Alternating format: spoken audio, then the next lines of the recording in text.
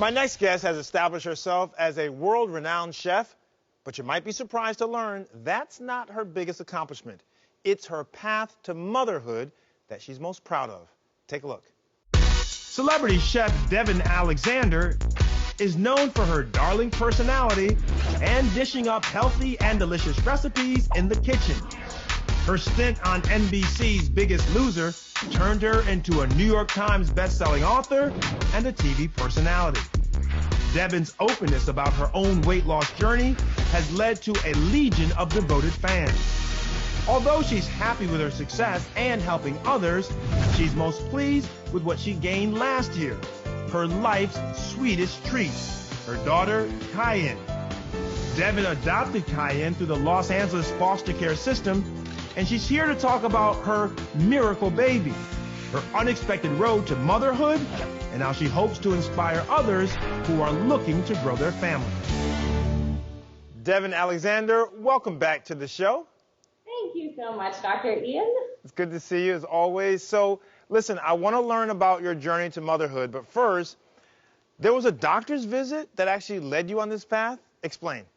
Yes, well, so I've always looked younger, according to people, and so I went to the doctor at 43, thinking, oh, no problem, I'll still have plenty of time to get pregnant, and people would always be like, don't be in a hurry, and when I went to the doctor, the news wasn't what I thought, unfortunately.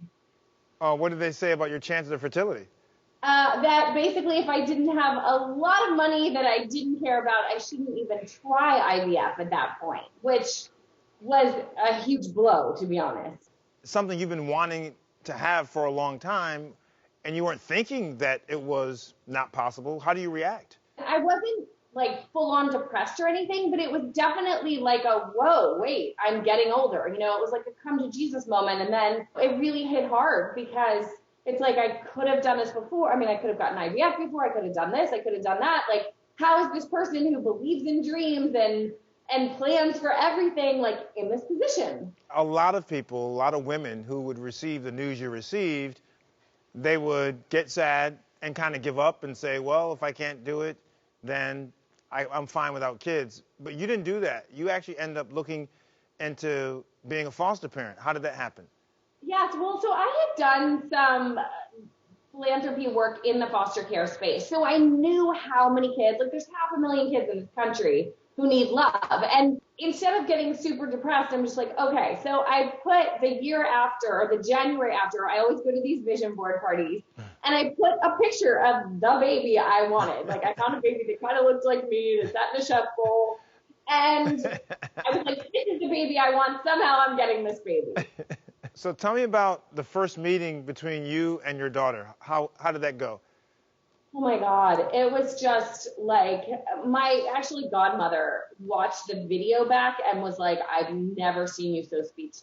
It was literally, she was 3 days old. So they put her in my arms and I was just like in awe. I'm like, they handed me, I mean, I literally was walking around for days. It's like, they gave me a person, you know, it was the weirdest feeling. Especially because it happened the day before Thanksgiving, and I wasn't expecting it then. And so, like, I got the call at 1:30. I was in the hospital by, like, 4 o'clock. And then this person was in my arms, and I was, like, fully in charge of.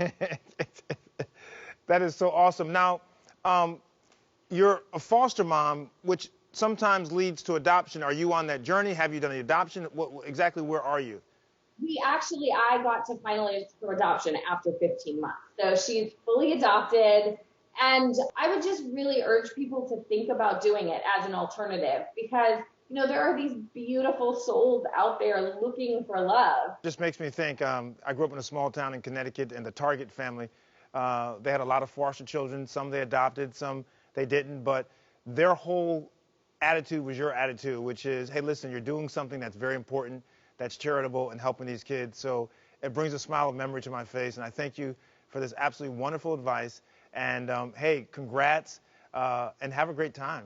It's just, that's what it's all about. That's life. I feel like I'm the lucky one, to be honest. So that's right. All right. Thank you. Talk to you soon.